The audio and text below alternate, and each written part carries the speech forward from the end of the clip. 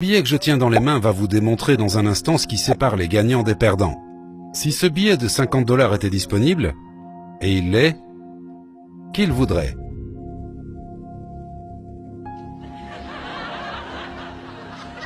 Merci.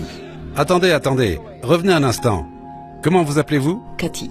Qu'est-ce qu'a fait Cathy que personne d'autre dans le public n'a fait? Elle s'est levée et elle est passée à l'action. Trop souvent, on reste assis, on attend, on espère, on rêve, on affirme, on prie, on médite et on fait tout ça. Et tout cela est important, c'est une partie du process. Mais à un certain moment, une opportunité se présente. Et si vous n'agissez pas, vous passerez à côté de 50 $. Plongeons tout de suite dans ces 6 étapes du succès. Étape numéro 1, vous devez décider ce que vous voulez.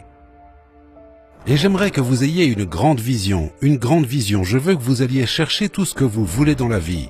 Et que vous soyez en accord avec cela, du fond de votre cœur. On nous a tous dit, tu ne peux pas avoir ça, tu ne peux pas faire ça, oubliez tout ça. Si rien de cela n'avait d'importance et que tout était possible, que voudriez-vous?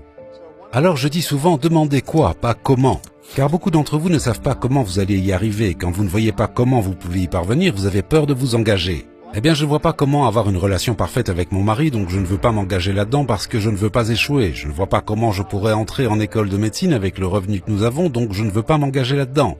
Ce que je vais vous enseigner ici, c'est que si vous prenez l'engagement et faites les autres étapes dont nous allons parler, le comment apparaîtra en cours de route. Et ensuite, y a-t-il des accomplissements que vous souhaitez réaliser avant de mourir? Peut-être voulez-vous obtenir ce doctorat, écrire un livre, ou publier une lettre dans un journal, ou faire ce tour du monde, quoi que ce soit. Maintenant, ne laissez pas votre esprit vous dire que ce n'est pas possible. Je veux que l'enfant qui pense que tout est possible à l'intérieur de vous décide de ce que vous voulez vraiment. La dernière étape ici, c'est que vous devez partager votre vision avec les autres. Beaucoup de professeurs disent qu'il ne faut pas parler de sa vision aux autres parce qu'ils risquent de la critiquer et de réduire votre enthousiasme. Mais rappelez-vous de vous entourer de gens positifs et si quelqu'un critique votre rêve, dites simplement merci pour ta contribution. D'accord ? Parce qu'ils essayent de vous aider à leur manière. Peut-être qu'ils pensent que vous ne pouvez pas y arriver, alors dites-leur merci et passez à autre chose et allez parler à quelqu'un d'autre. Mais en partageant votre vision et vos rêves avec les autres, certaines personnes diront « j'ai le même rêve ». Je peux t'aider. Martin Luther King s'est levé et dit j'ai un rêve. Et beaucoup de personnes ont répondu je partage ce rêve, je vais marcher à vos côtés. Et au final, quelque chose a commencé à changer dans la lutte contre le racisme dans notre culture. Mais il a fallu que quelqu'un se lève pour que d'autres puissent se joindre à ce rêve. Et vous serez surpris de voir qui sera attiré par votre rêve. La deuxième étape vers le succès est si cruciale. Vous devez établir des objectifs spécifiques pour votre vision ou votre rêve. C'est bien beau de dire que vous voulez une résidence d'hiver à Hawaï. Mais ça ne suffit pas. Ça doit être mesurable. Ça doit exister dans le temps et l'espace. Combien et pour quand? Vous devez avoir un objectif mesurable pour chaque partie de votre vision et je pense que vous devez avoir au moins 101 objectifs. Allez-y à fond. John Goddard, dont nous avons parlé dans notre premier livre, lorsqu'il avait 15 ans, il a établi une liste de 127 objectifs qu'il voulait atteindre. Il était assis dans la salle à manger avec son père et plein de gens importants venaient dîner, des gens très riches de la ville, et il les écoutait parler à son père qui était un homme d'affaires prospère. Il disait des choses comme « J'aurais aimé voyager autour du monde avant de commencer mon entreprise, car maintenant c'est trop tard. » Ou « Je regrette de ne pas avoir passé plus de temps avec mes enfants. » Ou « J'aurais aimé lire l'encyclopédie ou apprendre la musique, à jouer d'un instrument. » Et il s'est dit « Je veux pas vivre ma vie et arriver à 50 ou 60 ans en me disant « J'aurais aimé. » Ou vivre sur ce que l'un de mes amis appelle l'île des un jour. Un jour je ferai ceci, un jour je ferai cela, et rien n'arrive. Alors il a fait une liste de 127 objectifs. Ce n'étaient pas des objectifs mineurs, c'était des choses comme visiter la grande pyramide en Égypte, visiter la grande muraille de Chine, visiter le Vatican, rencontrer le pape, apprendre 3 langues, lire l'encyclopédie, tirer avec un long fusil sur une bougie à 30 mètres de distance, piloter un avion, apprendre à manœuvrer un bateau, apprendre à taper 150 mots par minute, toutes sortes de choses. Et il a atteint 115 de ses 127 objectifs. Donc chaque matin, il se réveille et il sait exactement vers quoi il travaille. Il a un plan pour sa vie. Et vous, avez-vous un plan pour votre vie? Et si ce n'est pas le cas, pourquoi? Regardons cette idée de précision pendant un instant. Comme par exemple une maison d'hiver à Hawaï. Très bien.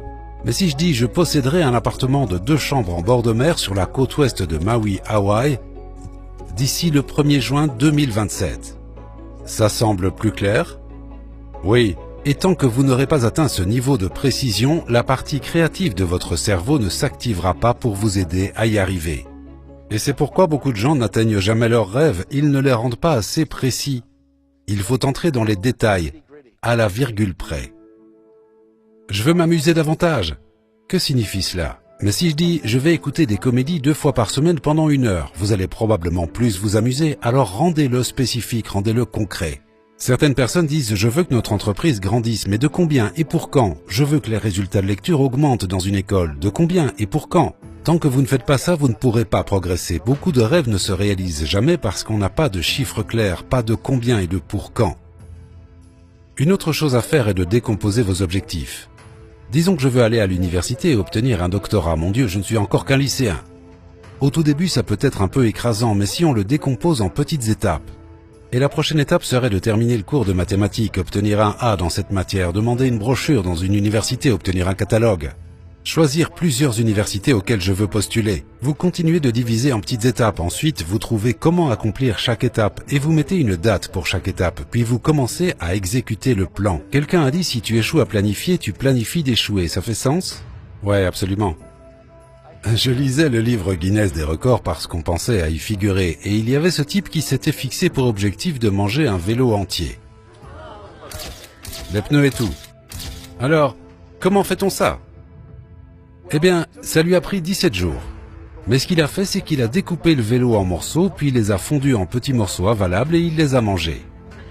Donc l'idée est la suivante, tout peut être fait si vous le décomposez en petites étapes, ça fait sens?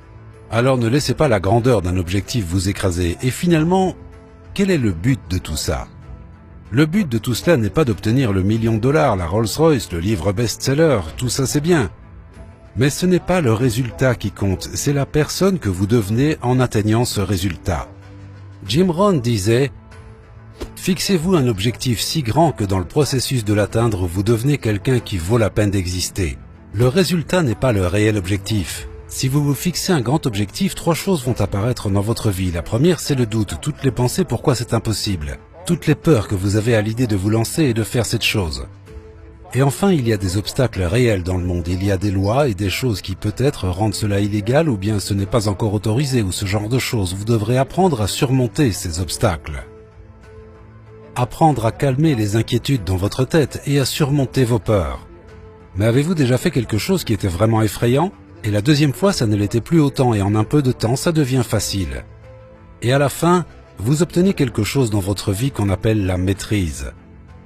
Et c'est l'objectif. L'objectif est la maîtrise. Maîtrisez vos peurs, maîtrisez vos pensées, maîtrisez vos comportements afin que vous puissiez faire tout ce que vous voulez. Ça, on ne peut pas vous l'enlever.